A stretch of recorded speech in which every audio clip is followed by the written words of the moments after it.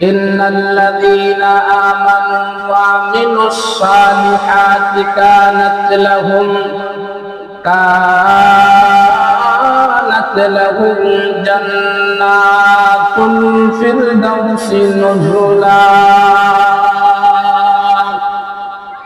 আমার আল্লাহ বলেন, নিশ্চয়ই যে সমস্ত বান্দা বান্দীরা ঈমান গ্রহণ করেছে, নিশ্চয়ই যারা ঈমান এনেছে, ওয়া আমিলুস সালিহাত, ঈমান আনার সাথে সাথে নেক আমলগুলো করেছে, আল্লাহ বলেন কানাত লাহুম জান্নাতুল ফিরদাউসি নুজুলা।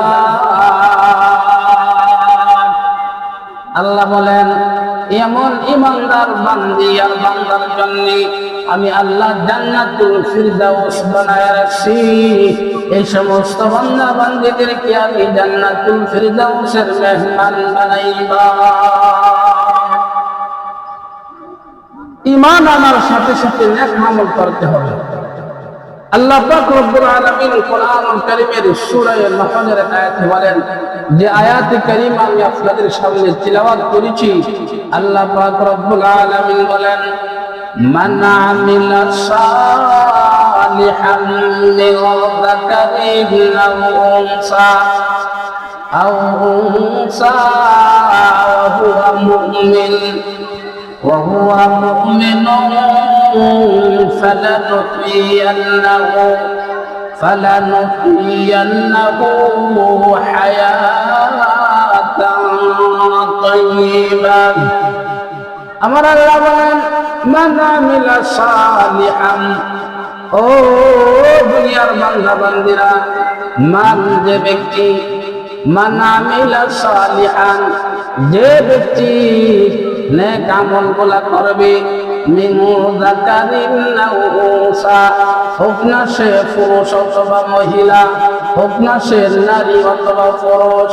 আমার আল্লাহ বলেন, যদি ঈমান আনার কারণে, ঈমান আনার পরে কোন আল্লাহর বান্দা আর কোন আল্লাহর বান্দী নেক আমলগুলা করে, আল্লাহ বলেন, মান আমিলা সালিহান মিন যাকারিন আও উনসা ওয়া হুয়া মুমিন, আল্লাহর বান্দা যদি ঈমান আনার পরে নেক আমল করে, আল্লাহর বান্দী যদি ঈমান গ্রহণ করার পরে নেক আমলগুলো করে, আল্লাহ বলেন, ফালানুহইয়ান্নাহু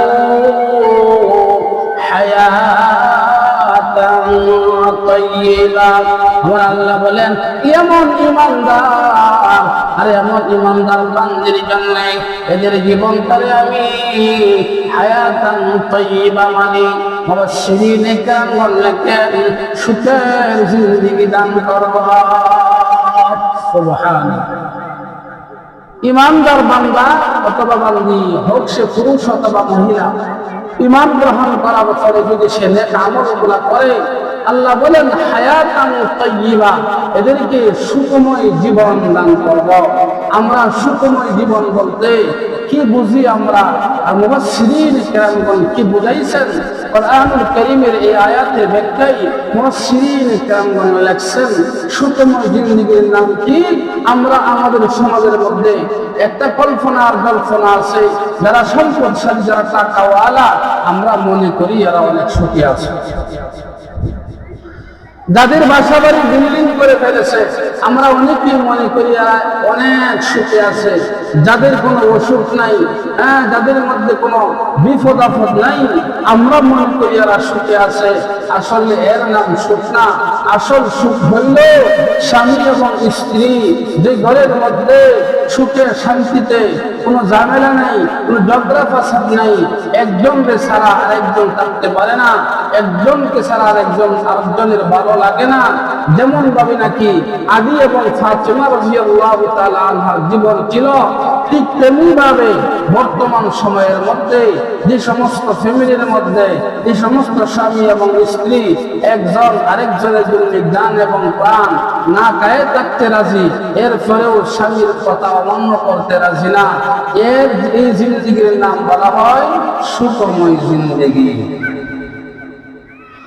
আল্লাহ পাক রব্বুল আলামিন বলেন, দুনিয়ার আর সমস্ত মানুষদেরকে আপনি জানায়া দেন, ও নবী আপনি তাদেরকে জানায়া দেন, মান আমিলা সালিহাম মিন যাকারিন আও উনসা ওয়া হুয়া মুমিনুন ফালানুহইয়ান্নাহু হায়াতান তাইয়্যিবা। আমার যে বান্দা অথবা বান্দি আমল করবে ঈমান আনার পরে, আমি ওয়াদা করলাম গো ও নবী আপনি তাদেরকে জানায়া দেন, আমি ওয়াদা করলাম এদেরকে আমি সুখের জিন্দেগি দান করব। হাদিসে পাকের মধ্যে বিশ্বনবী জনাবে মুহাম্মদুর রাসূলুল্লাহ সাল্লাল্লাহু আলাইহি ওয়াসাল্লামের ইরশাদ করেন, আল্লাহর নবীর যুগে এমন একজন মহিলা আর এমন একজন পুরুষ যাদের বিবাহ শাদী হয়েছিল, কিন্তু তারা আল্লাহর নবীর কাছে আয়েশা হিন্দু থেকে কালিমা বিধর্মীতকে কালিমা গ্রহণ করেছিলেন। আল্লাহর নবী যখন নাকি মক্কাতুল মুকাররমায় ইমানের দায়িত্ব পালন করেন, দিনের দাওয়াত দেন, দিনের কাজের মধ্যে লিপ্ত হইলেন, কালিমার দাওয়াত দেন, তখন কিন্তু দুইজন ব্যক্তি, দুইজন মানুষ, একজন পুরুষ আর একজন মহিলা, তারা আল্লাহর নবীর কাছে আয়েশা কালিমা গ্রহণ করলেন। পুরুষের নাম আবু সালমা আর মহিলার নাম উম্মে সালমা। আবু সালমা আর উম্মে সালমা মানুষেরা, সমাজের মানুষেরা তাদেরকে নামে ডাকে। আবু সালমার আসল নামে ডাকে না, উম্মে সালমার আসল নাম ডাকে না, সন্তানের নামের নামকরণ করেছে আবু সালমা মানে সালমার বাপ, উম্মে সালমা মানে সালমার মা। এমন ভাবে সমাজের মানুষরা তাদেরকে ডাকে। ওই দুইজন মানুষ আল্লাহর নবীর কাছে আয়েশা কালিমা পড়া মুসলমান হয়ে গেলেন।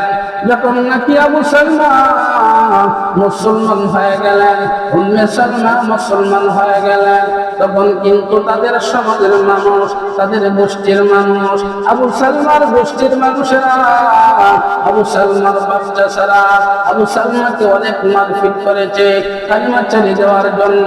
কিন্তু আবু সালমা বলে যে কালিমা গ্রহণ করেছে জীবন দিতে রাজি আছি গো, কালিমা ছাড়তে রাজি না।